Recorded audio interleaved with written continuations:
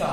अब भाषा के जिन वाक्यों से पता चलता है कि मतलब हमारे वाक्य में कर्ता की प्रधानता है, भाव की प्रधानता है या फिर कर्म की प्रधानता है, तो हम लिख सकते हैं कि वाक्य 3 प्रकार के होते हैं। सबसे पहले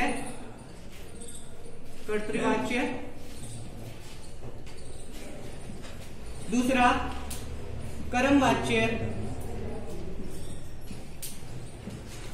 और तीसरा भाववाच्य।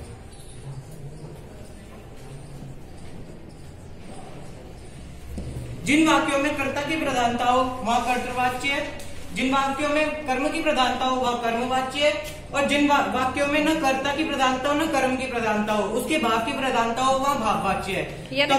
यदि किसी विद्यार्थी को कंफ्यूजन हो कर्ता क्या होता है, कर्म क्या होता है, भाव क्या होता है, तो कैसे क्लियर करेंगे? कर्ता वो होता है जिसके बारे में वाक्य में कहा जा रहा है, तो कर्म वो होता है कि वो क्या कर रहा है, वो क्या कर्म कर रहा है, और भाव उसका भाव क्या है। तो इसमें प्रधानता कर्ता की, यहाँ पे प्रधानता होगी, ये कर्म की और ये भाव की। कोई ऐसा एक एग्जाम्पल लिख के दिखाओ जिसमें कर्म भी हो कर्ता भी हो। कर्ता भी हो कर्म भी हो। सेंटेंस वैसा ही लिख के दिखाओ। यहाँ कर्ता का कंफ्यूजन क्लियर करना है। कर्ता क्या होता है जिसके आधार पर कर्तवाच्य होता है?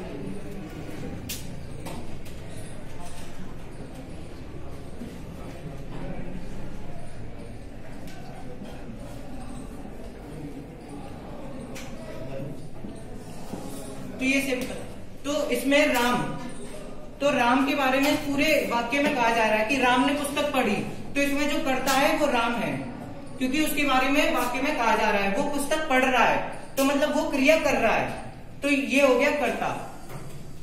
ठीक, आगे बढ़िए। तो अब इसकी पहचान, इसमें ने विभक्ति चिन्ह होता है।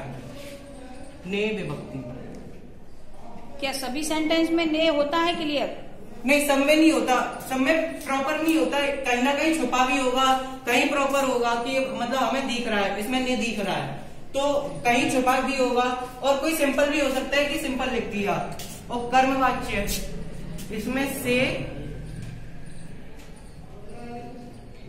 इन दोनों में से और के द्वारा आ सकता है।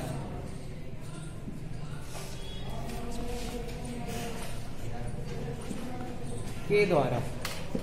अब कर्मवाच्य भाववाच्य में कैसे पहचानेंगे? यहाँ पे से भी है, के द्वारा भी है, तो जो कर्मवाच्य है इसकी क्रिया होगी सकर्मक,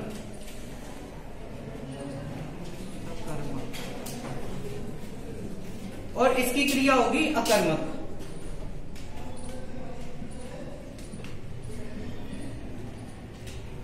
इसमें हमेशा एक वचन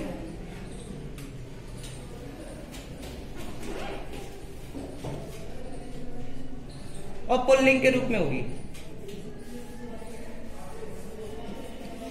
यदि कर्ता एक वचन से अधिक हो तब भी क्रिया एक ही वचन की होगी। कर्ता मतलब एक वचन से अधिक हो तब भी क्रिया एक ही वचन की होगी। और इसमें जाना मतलब जाने से जो जोड़े हुए शब्द होते हैं, मतलब जैसे उसके द्वारा पढ़ा जाता है, तो उधर भी हम कह सकते हैं कि कर्मवाच्य है। तो हमने वाच्य पढ़ लिया कि वाच्य क्या होता है, सिंपल। उसके प्रकार 3 प्रकार, कर्तवाच्य, कर्मवाच्य, भाववाच्य। प्रधानता कर्तवाच्य में कर्ता की, कर्मवाच्य में कर्म की और भाववाच्य में भाव की। पहचानेंगे कैसे? ये इनकी पहचान है, ये पहचान है। एग्जाम्पल दीजिए, कुछ उदाहरणों से बताइए ताकि सामान्य बच्चे वाक्यों को आसानी से बदल सकें। कैसे परिवर्तित करें हम वाक्यों को? कृत से कर्म में, कृत से भाव में, भाव से कृत में, कृत से फिर भाव में या भाव से फिर कर्म में।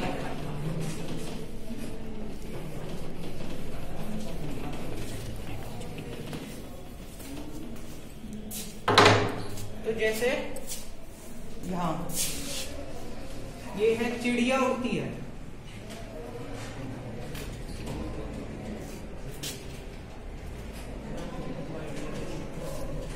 पर जो कर्मवाच्य होता है उसमें के द्वारा ज्यादा होता है और जो भाववाच्य होता है उसमें से ज्यादा होता है। तो अगर हमें वाच्य को बदलना है तो तो हम सिंपल सीधा कर सकते हैं कि चिड़िया उड़ती है तो उसमें से लगा देंगे, भाववाच्य में बदलना है तो चिड़िया से उड़ा जाता है।